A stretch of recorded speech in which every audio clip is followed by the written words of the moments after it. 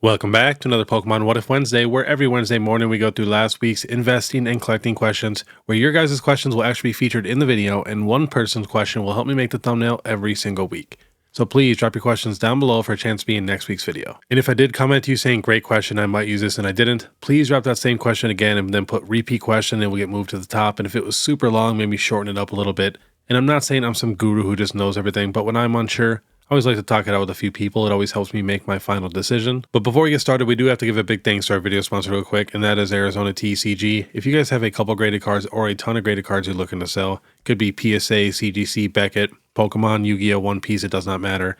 ARIZONATCG is perfect for you, especially if you do not want to deal with selling them all individually and having to ship cards out every single day, or having a bunch of people lowball you.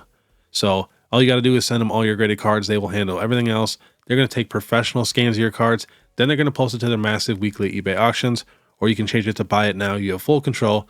And the best part about all this is they charge almost the exact same amount as if you started your own eBay store. But this eBay store already has 100% positive feedback with over 10,000 cards sold. So definitely check them out. All the links are in the description. And then I also got a big card show called Hobby Clash this weekend, Friday, Saturday, Sunday at the St. Paul River Center. I'll be there vending and recording all 3 days. And then that following week, I literally leave Tuesday to go to Tampa Bay, Florida. And I'll be there the whole week for Card Party 3, which if you guys have never been to Card Party, I definitely recommend it. It's the best show I've ever been to. I like it way more than Collecticon. And then this one's even going to be way better than Card Party 2. But I'm not going to be vending. I'm just going to be a featured creator. So, I got to do like meet and greets and stuff and maybe go on stage a couple times. It's going to be so much fun. And even though I'll be gone the whole week, I'm still going to be doing all of my regular videos. I might have to record a couple of them on my Osmo Pocket 3, so the quality is not going to be as good, but I will never miss a video ever. And then 2, I got a couple crazy surprises that I've been working on at Card Party for some videos, so definitely do not miss any of those. Even my regular scheduled videos, I might have a few surprises thrown in there. But all right, first question is from @Z 2010 AG. I keep seeing so many people hoarding hundreds of boxes of sealed product and populations of PSA 10 cards in the tens of thousands. Are we in the junk wax era of Pokemon? Honest question and discussion. If we believe there is fake scarcity due to hoarding and product, and the response is to print more to ward off scalpers, will there be an overabundance of products like in the mid-80s to mid-90s? Note, these cards have never recovered. So I've actually thought about that before, and I feel like a lot of creators never ever talk about that because that would mean everything that they're buying could eventually become absolutely worthless. When I don't think that could really happen to Pokemon quite as hard as like the junk wax era. And this is my reason why. Look at how many companies were printing sports cards in the 90s. Topps, Upper Deck, Fleer, Dunross, Score, Pacific, Pinnacle, Bowman, Metal Universe, Stadium Club. And I'm sure there was another 10 different companies that were not nearly as big. And these guys were all printing, sports cards of the same players. And they were printing a ton and no one knew how much they were printing. And then also, especially like in the late 80s and stuff, before we had eBay, people really didn't know how many cards there were out there. But once we got eBay and people seen, there's thousands of these exact same cards on eBay, you can kind of see that they weren't really rare. So I think that is the biggest difference. And Pokemon has printed more cards in the last couple of years than they did in like the last, 20 years or whatever it is. So you do have to keep that in mind. And that's why I'm not the biggest fan of spending a ton of money on super modern PSA 10 cards with crazy high pops. And I know, a lot of people say the pops, they don't mean anything now because there's so many people that want that card. But if the market really, really cools off, there's not going to be nearly as many people who want that card. Because they're also not going to be as rich in like Pokemon as they were. Because if everything cools off, all of their cards dropped in value. A lot of their boxes dropped in value. And there's going to be way less people wanting to spend crazy money on these modern PSA 10 cards that are all coming down in price. So that's why I like to invest, especially if we're talking PSA 10s, and lower pop cards that are still really, really nice. And that's one of the many reasons why I like to actually buy raw cards over graded cards. It's just because it's a little bit safer because it's way less money. Graded cards are so expensive and I can get a lot more raw cards for my money than I can just buying a couple expensive graded cards. But yeah, I don't think it'll be nearly as bad as the junk wax era, but I definitely feel like there'll be a few products and some cards that do not do very well just because, there's just so many of them and we're going to get probably much better versions of those Pokemon or whatever it is. So there's probably going to be a few things that are just not super valuable, but, Pokemon knows what they're doing. They've been doing this a very, very long time. And I really feel like if Pokemon completely cools off, you never know. They could do like the serialized cards or something, which I don't really want to see, because Pokemon is going to be absolutely insane if they do that. Like, if you guys think booster boxes are expensive now, if we start getting serialized cards, they will be so ridiculously expensive, and the cards will be so much more expensive than they are now. And you never know, if we do get serialized cards, that could bring the price of all the regular cards down a ton. Because, who's going to want these cards where there's, 100,000 of them on the market when you can get this rare Pokemon card where there's only 1,000? Like that Chinese Mew EX, which just doubled in price and went from $4,000 to $8,000. And just think there's 1,000 of those, but in the sports card world, like, that's a lot. If you're pulling a card and there's 1,000 of them, you're like, whatever. I watch some videos sometimes of people opening sports cards. They want the really low stuff that's like 100 or less. And I've even seen them, with 100 pop and just be like, that doesn't matter. But I always like to keep that in the back of my mind just so I can be as safe as possible. Whenever I'm doing something, I like to look at the best case scenario and the worst case scenario just so I'm prepared for both. And then too, like with the sealed products and everybody hoarding onto those, the thing is, we have more people opening boxes and packs than ever. Like, even when I go to these card shows, there's always people just looking to buy just random packs to rip open right there. And you got to think, these box breakers and whatnot and Drip and eBay Live, it's just nonstop. So that's why sealed products is much safer than the cards, because you got to think about it. The more boxes that get opened, the more cards there are, but the less sealed products there are. That's why there's always a big difference between the sealed and the cards. And then too, if Pokemon really cools off, and I'm not talking about like when we went from Crown Zenith to the Scarlet and Violet era, because honestly, that was nothing. I remember back in the day when you could get booster boxes for like $65, $70, and so many people didn't even want them. Like, you couldn't even sell anything else besides a booster box because they didn't want these random products like the random collection boxes and stuff. Like, that was just complete junk. Which is why I always say try to invest in the best products possible. It's your safest bet. But all right, next question is from Golden Hands TCG. Hey, I saw your collection on Collectr. How do I get a collection like yours, and what are the best purchases you have made? So if you guys did not know, you can download the Collectr app and you can go to the home page and scroll all the way down to the bottom, and you can actually see what is in my collection. Because in my opinion, if you're going to sit and listen to somebody every single day, you should at least be able to see what's in their collection. I also think PokeOz is on there, and a lot of creators have them private, but I'll leave mine public. And I still have a lot more cards to add and smaller products. But I would say the best purchase that I ever made was my Lugia. I was obsessed with the first edition Neo Genesis Lugia. I actually liked it more than the first edition Shadowless base set Charizard. And I have bought quite a few of these Lugias in my day. I even have a first edition Lugia in the back of my new cell phone case from Showcase Cards. I love this card. But I bought one at $60 on auction, which graded a PSA 10, which I then sold during COVID for $80K. And that was not the only one that I bought. I bought quite a few first edition Lugias. 2 of them were a 10, which I sold one, and I still have one left. And then I have a few more of the raw ones that are like really, really clean. But that is definitely the best purchase I have ever made. I still can't believe I got those deals. I mean, looking back at it now. But I think the most I ever paid for a first edition Lugia was like $180 or something like that. And that's the card that's in the back of my cell phone case right now. But yeah, the Lugia is definitely the best thing I've ever purchased in my entire life. So happy that I was obsessed with that card. And, if we scroll through a little bit here, a lot of these booster boxes I got for very cheap when they came out. I was always on a super strict budget. And you asked how I get a collection like this. But I'm actually going to start a brand new series. I'm going to do it probably once a month. It's going to be like a how-to series. Like how to start your collection, how to grow your collection, how to start selling, stuff like that. And I'm going to make a playlist for it. So that way the newer people in the hobby, they can learn this stuff super easily. And then I'm also going to have like some advanced tips and tricks and stuff for the people that have been in the hobby for a long time. But honestly, the way to get a collection like this is just don't stop. Don't stop the obsession. Just keep going, looking for deals. I mean, there's been times where I have spent months, and I'm not even exaggerating, talking about months looking for like one specific card to try to get it for the best deal possible. And honestly, I've been on a budget my entire life, so, I always had to hunt for the best deals possible, and then I had to work for these cards too. I didn't just buy every single one of these cards. I would buy big lots of cards, sell every other card individually, get the best ones graded, sell those, just so I can get the one card in that lot for as cheap as possible. Yeah, you just got to be super patient if you really want a collection like this, and just be super smart and really focus and think about what you want to buy. That's the biggest thing. So many people waste money on so many things to where like a year later, they're like, oh, I don't really care for that. And then they just want to sell it for whatever price and they're going to lose money on it. I've seen it so many times. But yeah, you just got to keep hunting, and just keep looking, trying to find the best deals, trading any way you can think of, and just keep grinding, and eventually you will have a crazy collection.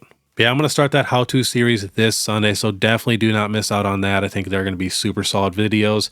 Not sure how good they'll do, but I have a feeling they'll do decent like long run, because people will, keep looking up how to do stuff, because there's always new people in the hobby. And like I said, there will be tips and tricks for more advanced collectors and stuff too.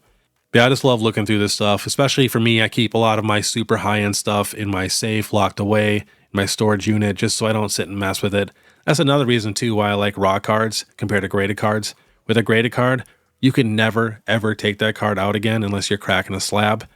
Me, I can take out any one of these cards and look at them and feel them and see the hollow, and I think that's the best part.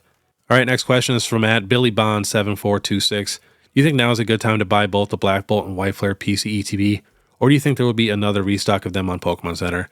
Thanks so much, man. Love the content. I would definitely wait till at least the set comes out. It should definitely come down a little bit more, and there is still a chance where you might get a restock. You never know. But yeah, definitely wait until they come out, because they're still selling for like $150 to $200 an ETB on eBay. Especially with there being two different kinds, I could see these being a little bit cheaper. So I would definitely wait. Don't ever buy stuff before it actually comes out.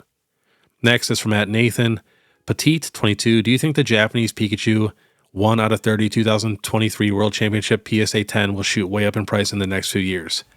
Now, I've talked about this card many times. This is one of my favorite modern cards. I bought mine on the channel at about $150. If you guys are just listening and you don't know about this card, definitely check this out. This is a special art rare. Look at this Pikachu with Miraidon and Koraidon. What's super cool, it has a World Championship 2023 gold stamp. And like even Pikachu's Lightning Bolt is kind of textured differently than the rest of the card. It is super crazy. I actually have not seen this card raw yet, but I did buy a PSA 10. Now last sold 370, 360, 368. And like I said, we got ours at like 150, 160. I know a few other people that were watching my channel picked them up also. But I could definitely see this card just keep going up in price. It is absolutely beautiful. And you guys know how these Japanese exclusives usually do pretty good. So I'm a big fan for sure. But all right, next question is from Laugh Out Loud P1656. Hey Beard, love the content. My favorite Pokemon is Keldeo, so I wanted to know where you think the Keldeo SAR from White Flare will end up price-wise, and if I should buy now or give it a bit and buy later. So, in my opinion, this is the most beautiful card in the new black and white set. But last sold on eBay, 19, 17, 22, 21, 22. I could honestly see this card going up to like $30, but then I could also see it getting down to like maybe $15, $12. And then for English, I don't think it's going to be that expensive. If I had to guess, maybe like $50, $60 at most. And then for the low, maybe $30, $40. But I can't see it being super expensive on the English side. But again, it is such a beautiful card. I don't think Keldeo is the most popular Pokemon, but I'm a big fan for sure. My wife is obsessed with this card.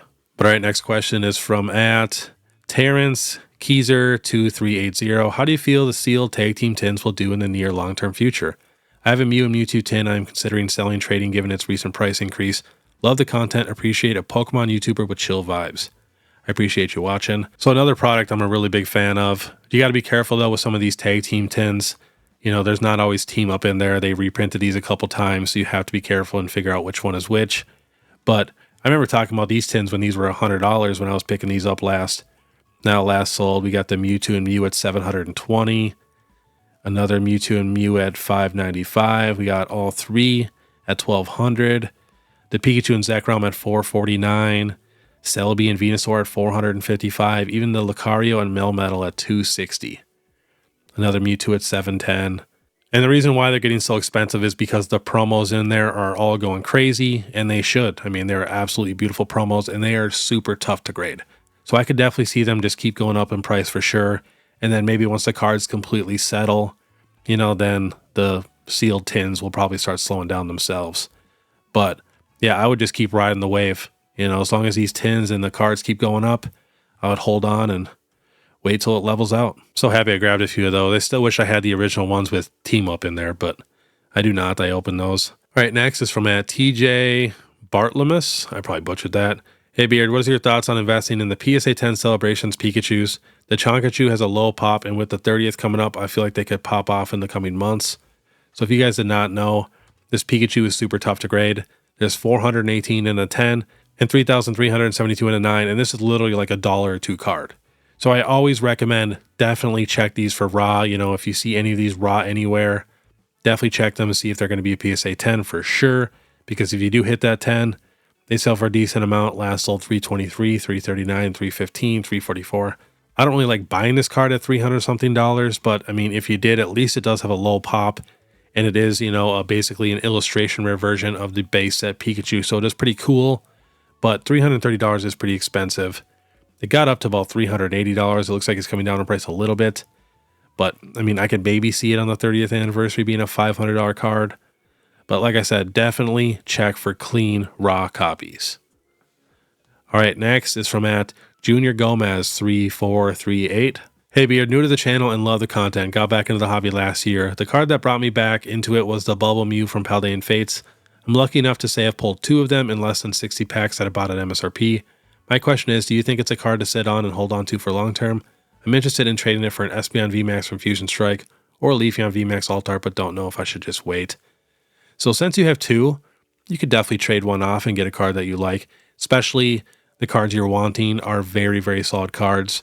But if we look at the Bubble Mew, has a pop of 11,088 in the 10 and 13,664 in a 9.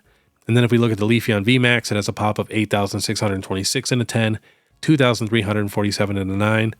And then the Espeon has 9,467 in a 10 and 4,537 in a 9. So my only thought process is Paldean Fates could still get massive reprints to where, you know, a ton of more people are going to be pulling that Bubble Mew, and the Mew could come down in price to where nobody's really opening Fusion Strike anymore, and nobody's really opening Evolving Skies anymore unless you're like rich. So I feel like that would definitely be okay to trade one of your Bubble Mews for sure for one of these cards. All right, next question is from Supa Ferris. Hi Beard, love the vids. I have a question. Is there an easy way to see if a card is a SIR, or is there a list of all the current SIR cards from the Scarlet and Violet sets? I also want to start a SIR binder. Thanks in advance. So it is super easy to spot. So we'll run through all the cards right here. You can tell by the stars down below, but there's also another way to tell. So this is just a basic EX right here. It has 2 black stars. And then we have a full art, which is technically a secret rare, but that has 2 white stars. And the same thing with the full art trainers, 2 white stars, and it's a secret rare. Then we have the illustration rare, which has a gold star, just 1 star, and it's gold for all the illustration rares. And it's also super easy to tell what an illustration rare is. They don't have any texture. And when you're looking at the card, if there's an actual scene in the background, then it's an illustration rare from the Scarlet and Violet era. And then here is the special illustration rare, which has 2 gold stars. And same with the special illustration rare trainers, it's 2 gold stars. And then the gold hyper rares have 3 stars, which I still feel like the special illustration rare should be 3 stars, but whatever. And another way you can tell, like I said, is when you're looking at, you know, special illustration rare, it's going to have texture, it's going to have EX at the top, and there's going to be a crazy scene in the background. And then you can also go to Pokemon Collector, which shows all the sets right here. And when you click on a set and you scroll all the way down to the bottom, you know, you're going to have the gold cards here, then it's going to be your special illustration rares. So it's pretty easy to spot, especially when you look at it like this. Like you see all these full arts, how it's like, you know, there's shapes behind them. This one has swirls, you know, we got, it looks like water drops and stuff, compared to these where it's an actual scene, you know, it looks like the ocean and stuff, and Pikachu's in the grass with the sun, Milotic's in the ocean. Yeah, it'll just take you a little bit. And then same thing with Sword and Shield and the alternate arts. You know, if you see a card that has a V and a VMAX with an actual scene behind it, that would be an alternate art. But if it has a TG at the bottom, then that would be a trainer gallery. But all right, next question is from Aros3356. Hey Beard, love your vids. I'm a seal collector. I've got 2 Destined Rivals booster boxes. Should I trade one for a prismatic SPC or keep both Destined Rivals booster boxes for long-term hold? Market value-wise, locally both are going for the same amount. So since you have 2, you could do that. You're definitely going to have more opportunities to get more Destined Rivals booster boxes for probably cheaper. And same with the SPC probably. Even though I do not think they print nearly as many UPCs and SPCs as they do booster boxes, they're so much bigger. You know, they have so many more different products in there to where there's just no way they print nearly as many of those as they do the booster boxes. And as you can see, the 151 UPC, you know, it's a little different than an SPC, but still pretty close, is beating every single Scarlet and Violet era booster box right now. That is also 151. You have to keep that in mind. But since you have 2, like I said, you could definitely trade one. Next is from a member, Kyle of White 8812. Great video as always. What are your thoughts on eBay Live? Do you think it could overtake Whatnot? I really hope so, because I'm not the biggest fan of Whatnot. People just get scammed there every single day, and yet people still go there and spend tons of money. But yeah, I hope eBay Live takes over. I've seen a couple things from there. It's pretty solid, and I'm a big fan of eBay. So next is from Acadian Picker 8910. Which set do you see as the next to stop being printed? I'm leaning to 151, but it is such a popular set that is a toss-up. So it'll probably be like Paradox Rift or Obsidian Flames or, Paldea Evolved or one of the older sets that'll go out first. I have a feeling they'll still probably do a few more 151 products here and there. But I honestly feel like we will have a set in the Scarlet and Violet era, like one of the newer sets that just doesn't really get a big reprint. Because that usually happens like once per era where, it might not be that popular of a set to where it just doesn't really get reprinted and they don't really care to reprint it. So I have a feeling that might happen. Could be like Temporal Forces or something like that. Maybe even Paldean Fates. You never know. But remember, we still have a while and a lot of this stuff can definitely be reprinted like crazy. Pokemon loves their money. So next is from WBKYAJ. A year ago, you made a video about the favorite cards you collect. What have you collected so far? Lastly, what is your favorite tag team card? Thanks. Love the content. So I actually now have all the tag team cards. I kind of did a good bundle deal where I was able to get most of the ones that I needed. That was probably like 8 months ago or something like that. But yeah, a year ago when I was talking about those tag team cards, they were so much cheaper than they were now. And even at that time, people were saying they were just so expensive and overpriced, and they just kept slowly climbing up. But yeah, my favorite tag team is probably the Arceus, Dialga, and Palkia card. I just feel like it is such a unique card compared to the rest of the tag teams. And that is a dream statue that I want that hopefully one day I can get made. Obviously, probably not life size, but I hope one day I can pay somebody to make me that exact statue for my house. So that's always been on my bucket list for sure. But all right, next question is from Peaches XU Highbeard, fan of the channel. Question: I just got back my PSA returns, mostly modern, but I sent them in a long time ago and the prices for them have dropped almost in half. For my 10s, should I hold and hope they go up or just sell and cut my losses? So that is the thing a lot of people do not talk about. Grading takes so long, especially when the market is crazy like this. Especially if you're trying to sell some of these cards, you might want to get some of the higher end ones like express grading because it takes forever. And if the market really cools off, you could be losing a ton of money. Like if people just sent their cards in now and let's say 3 months from now, the market's completely cooled off, you're going to be shocked at these prices. That's why you got to be smart on what you send in. I'm also going to make a how-to video on that too, on like how to pick the best cards to send in to get graded. But yeah, the amount of random cards that I've seen people grade is just insane. I feel like people just get excited and they want to grade everything. But yeah, you could maybe sell off a couple cards just to help cover the costs of getting everything graded and stuff. But if they're nice quality cards and they're down 50%, you might want to hang on to a couple of them, at least the ones that you think have the best bet to maybe bounce back one day. But all right, next question is from Havoc PS. Where would you recommend buying base set hauls outside of LCS? Card shows and then eBay. I've bought like 95% of all my cards on eBay. It just takes a while. You got to follow the good sellers. But right next is from Garden State Snooze. Hey Beard, I'm slowly selling my loose Scarlet and Violet booster boxes and trading them towards sealed cases. Is the premium on a sealed case worth this effort, or should I just stick to the loose ones? Thanks again and keep up the great work. If they're super, super minty, clean, loose ones, I feel like it's not the biggest deal. And, you might just be wasting your time and a little bit of money because you got to sell all those. And, you're taking cuts on some of those. And then you got to spend more on the case. Try to just get cases from now on. But, you don't have to trade in all of them. I feel like loose boxes are fine. Especially when you go to sell that case. It can take a while sometimes. Compared to a loose booster box, which is much easier to sell. But, if you can get cases and it's not much of a hassle and it doesn't cost you too much money, then definitely go for it just because, cases are so much better for storage too, and it keeps your boxes so much nicer. And there are people who will pay a premium for a case. It just takes a while to find them. Next is from a member, Chamaroy Boy 67 ILG23. Hey Beard, what are your thoughts on tag for grading?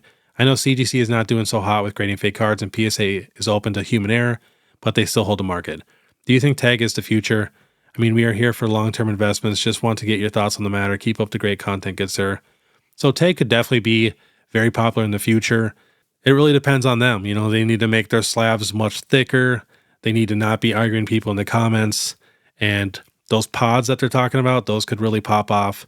It's just that PSA is just such a monster in the hobby right now, and people have literally millions and millions of dollars invested in the PSA. It's going to take a very long time to switch over. But I do like the tag slabs. I think they are very, very clean, but you never really know what's going to happen. All right, next is from @ZZZisco69. What's next for O'Malley? Appreciate your content. He just needs to fight somebody who's not a wrestler. I still want him to fight Corey Sandhagen. I think that would be an awesome fight. And you never know, he might have to move up a weight class. But yeah, that really sucked. I did not like watching him lose. Next is from @Yadin222. So I've been collecting cheap, raw SIR trainer cards. Do you think this is worth it? Like Mela, Gita, Tulip, and etc.? I don't think those cards are honestly going to go crazy, to be honest. They're solid cards, and they're very affordable. If you want them for your collection, that's solid. But I can't see them like going to the moon or anything. And last question is from @KyleQuinn1958. Hey Beard, thank you for your videos.